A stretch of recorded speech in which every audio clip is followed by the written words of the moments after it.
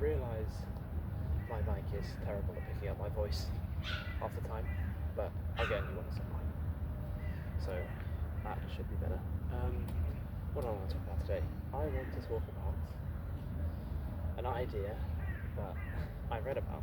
So I think it comes from Viktor Frankl's Man's Search for Meaning, where he writes about how everyone asks about the meaning of life, but we ask it from the perspective of us and answer it from the perspective of God or a higher authority. So what do I mean by that? Is that we ask what's the meaning of life, and then we answer it from not what we experience on a daily basis, but what a higher being might have designed. We say, oh, what's the meaning of it? But God would say there is no meaning, or it's to obey him, them, whatever. But Viktor Frankl mentions that there is no inherent meaning to life. Meaning is something you create. Every day you go through life and there are so many opportunities, rife interaction where you could create meaning. You could connect better with a friend, or cook a meal, or just do something where you create meaning from somewhere. Because otherwise, it's not just going to land in your lap. For some people, you might have heard the stories of, all of a sudden it made sense to them what their purpose was. That's not my experience with it. I mean, I'm young, obviously, and maybe I don't know what the future will hold, but as of now, and that's the definition, it puts things in your control as compared to in some control of some, you're just waiting for it. It's like action versus inaction. You do what's in your control versus what's not, and it's kind of funny.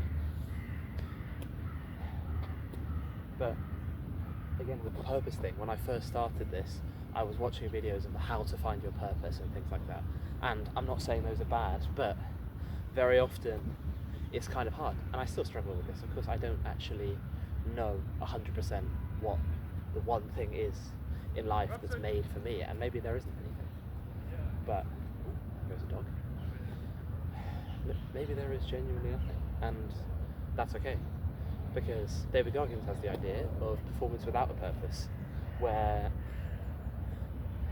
people talk about the need for motivation and how everything, if you don't have motivation, that you can't do something, and you need a purpose to get after life or whatever.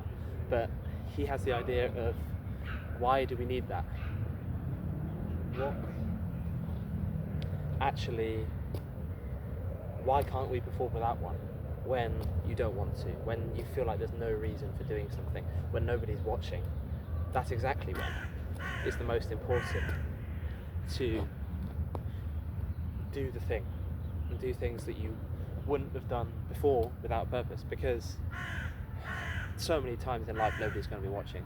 There will be all these large moments that you see on TV, like with sports teams and sports sides, but all those moments are just the small moments in the shadows alone in the training room that made the difference. It's not the big moments. Like, people talk about being clutch, but can you be clutch on an everyday basis?